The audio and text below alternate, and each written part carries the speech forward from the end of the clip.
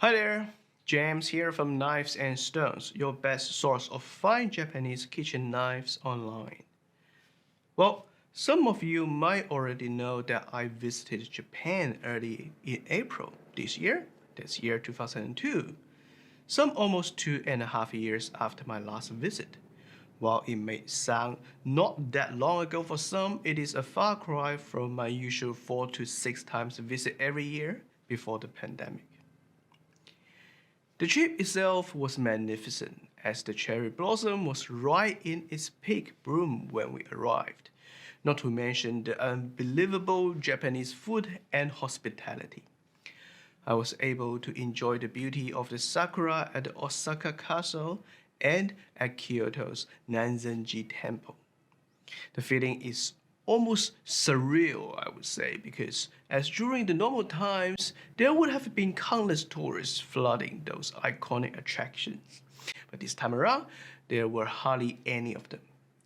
This is because Japan has some of the strictest border control measures in place amongst the developed countries, and is still largely sealed off from the rest of the world.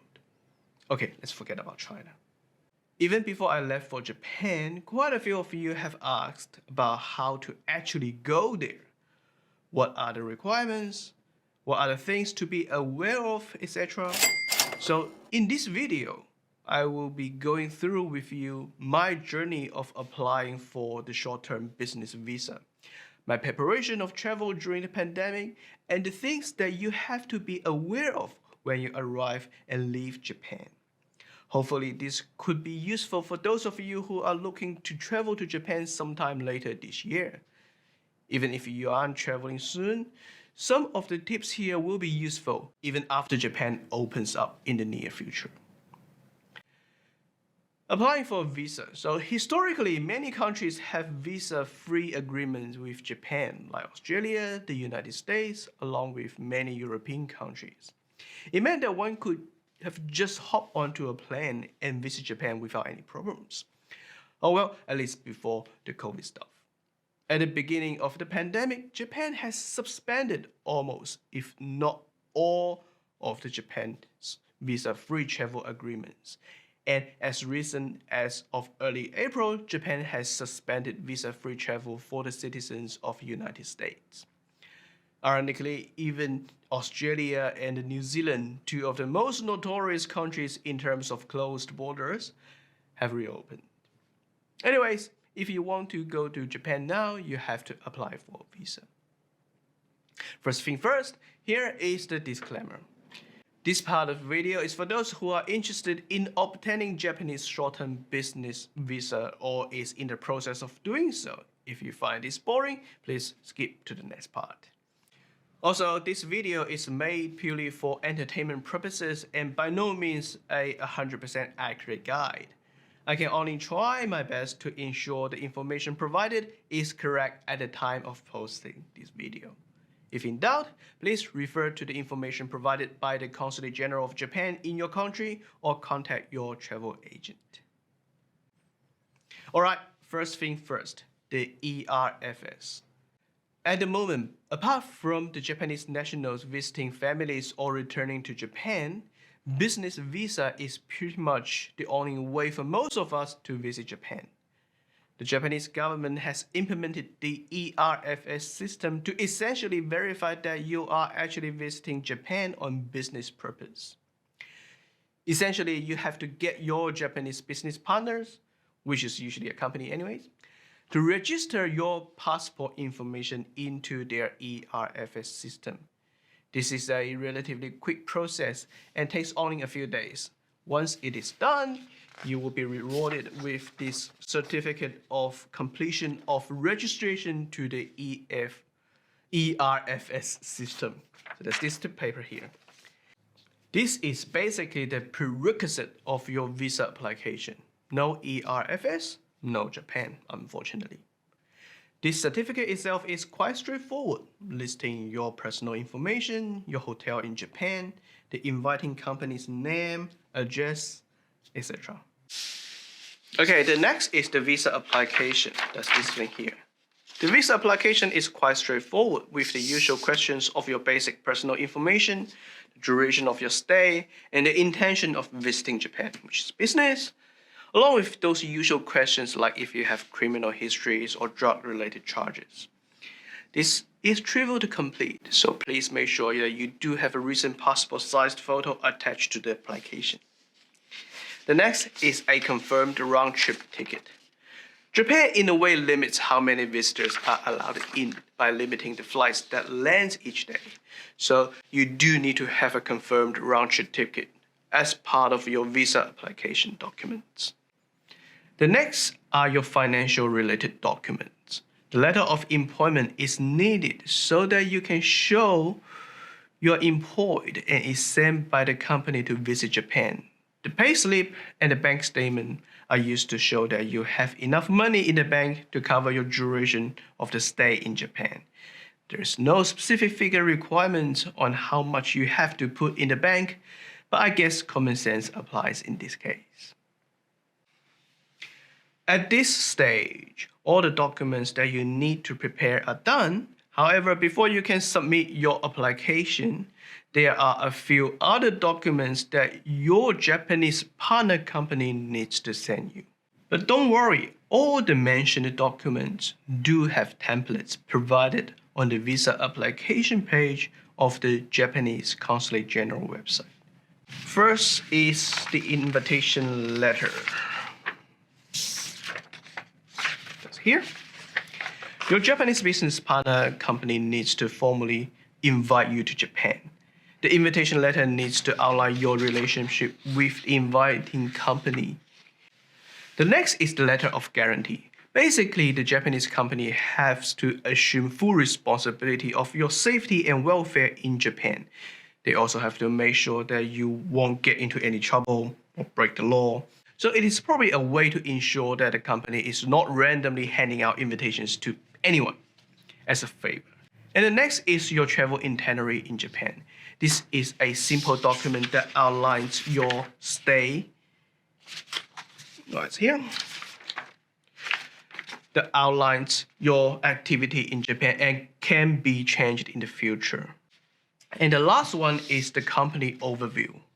The overview outlines the nature of the company, the main area of the business, the size of the company, turnover, etc. It is also important that the business relationship between you and the inviting company are clearly stated. Okay, with all the previously mentioned documents ready, you are finally able to apply for a short-term business visa to visit Japan. Again, the Japanese government might have different policies for different countries and regions, so please do refer to your local guidelines provided by the Japanese Consulate General. Okay, before I conclude this session, a very important pro tip here. Please do take note that the visa application takes roughly 7 working days, at least in Sydney here. But at the time of my application in Australia, one have to physically submit the visa application at an office of the Japanese Consulate General. And it is by appointment only. The appointment slot was quite limited as there are many people wanting to visit Japan, so please book early.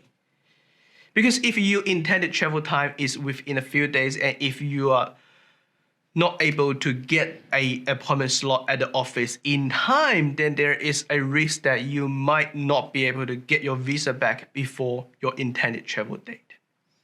I almost got caught with this. I'm late for a very important date.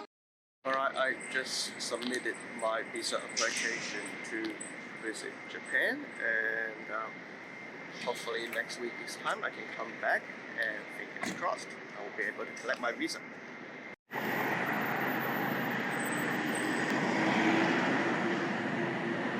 So I've just received my visa to Japan. Now I have my visa, finally. I'm almost ready to go.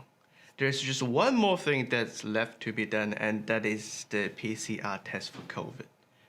At the time of my departure, Japan requires a negative PCR test before you can even board a plane in your country. And depending on if you are vaccinated, you may or may not need to complete a period of hotel or home quarantine. These rules are very complicated and region specific, so please make sure that you check with the visa office in your country. Back to the PCR test. The test certificate has to be signed by a doctor from a qualified health organization and has to follow a Japan-specific format with English and Japanese both printed. You might start to wonder, well, that's a bit tricky. Well, don't stress, because you can find a list of approved health clinics from the Consulate General's website. These approved clinics should be able to produce a PCR test certificate that conforms to the Japanese government's requirements. So as you can see, I got my PCR test results, and it's a perfect PDF file with the correct format. Again, I have to say that please make sure the sample time is within the 72 hours of your scheduled flight time, not the collection time. Once you have your PCR certificate, and assuming that you're also vaccinated, please bring along your vaccination certificate, and you're finally ready to fly. Okay, I have another pro tip here. After you received your PCR test file, certificate, whatever that is, go download an app called MySOS and follow the steps to pre-register your information for the arrival COVID test and daily COVID monitoring while you're in Japan. It is not the easiest app to use, but trust me, it will significantly reduce the time that you got stuck at the airport where you landed. As this app is intended to help you go through the arrival COVID test much quicker. The MySOS app will ask you a few personal information questions along with the hotel and so on and so forth. You should be able to get to a point where that it shows a green QR code on the screen, and you're all said and done. If for some reason your MySOS app does not work, it is okay. You will still be able to get into Japan, so don't worry. It's just that you probably have to fill out a few more paperwork at the airport. Alright, pro tip number 3 here. Please enable your international roaming and data roaming of your mobile phone before you leave for Japan. Sometimes, with so many people, the airport Wi-Fi can be lousy. And imagine you have to use the MySOS app at the airport, but there's no internet. Well, I can tell you this because I couldn't connect to the infamous Haneda airport Wi-Fi, and my data roaming didn't come online for a few minutes while I was there. I was so worried even just for that few minutes. So stand at the front of the queue with a few planes worth of people watching you loading your app that doesn't work. I'm sure you don't want that. Anyway, with a negative PCR test result and a valid visa, I could finally depart for Japan.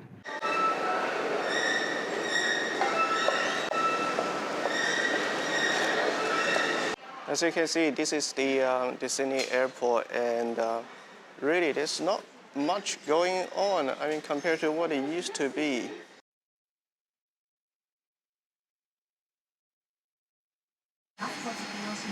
So I'm all changed up, and one more sleep.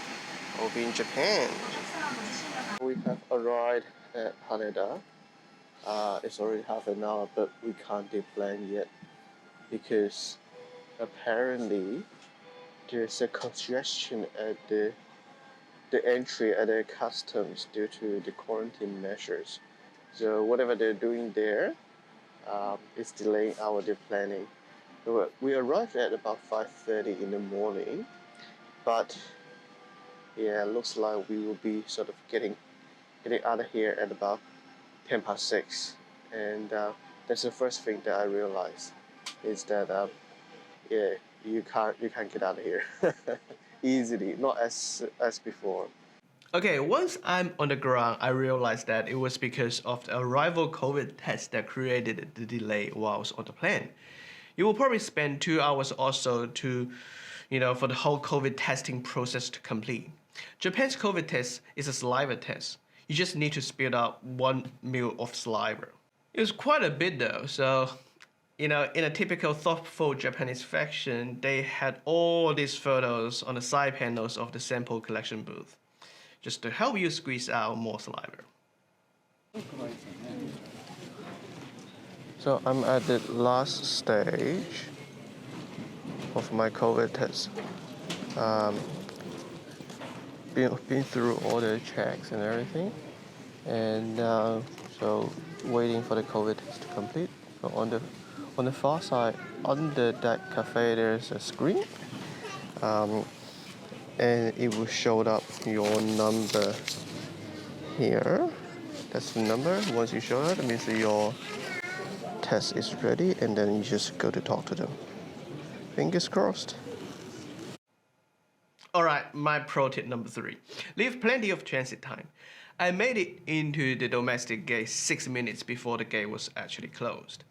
Look, my plane arrived on 5:30 a.m. and my next leg departs at 9 a.m. I barely made it. That was on a relatively smooth COVID test and clearance process as well. So God knows what will happen. With the arrival test completed and assuming you are negative, you will finally be able to enter Japan. Yes! Hey, wait. It's my last tip for you. Travel to Japan. Please make sure that you clearly understand the requirements for your travel back to your country. At the time of my return, Australia required a negative PCR test as well, and I totally forgot about it until the day before. I was like, oh no, I didn't have my COVID test. What should I do? You know, it was so stressful. Well, I kind of couldn't really blame myself because I spent most of the time eating and drinking, and I was just so happy I forgot. Australia has since abolished the requirement for pre-departure COVID tests when you come back. But if your country still needs one, what would you do? Well, there's a COVID clinic at most of, if not all, of the international airports. For example, Haneda and Narita both have one. It takes about 4 hours to get a result, so make sure you give yourself plenty of time. Probably, I'd say 7 hours or so, if you want to get your result on the day. But if your flight is in the next morning, then you don't have enough time to do the test. So what would you do? You probably should go to the airport, 1 day prior, so that you make sure you have enough time to get your result back. And the airport is almost deserted. There was barely any shops that were open. Duty free closed at 5 p.m., so make sure you do your shopping before you go into the airport. Okay guys, this is my visiting Japan tips and visa application tutorial video. Hope this video is used for your upcoming trip to Japan. Fingers crossed that Japan can open for the later part of this year.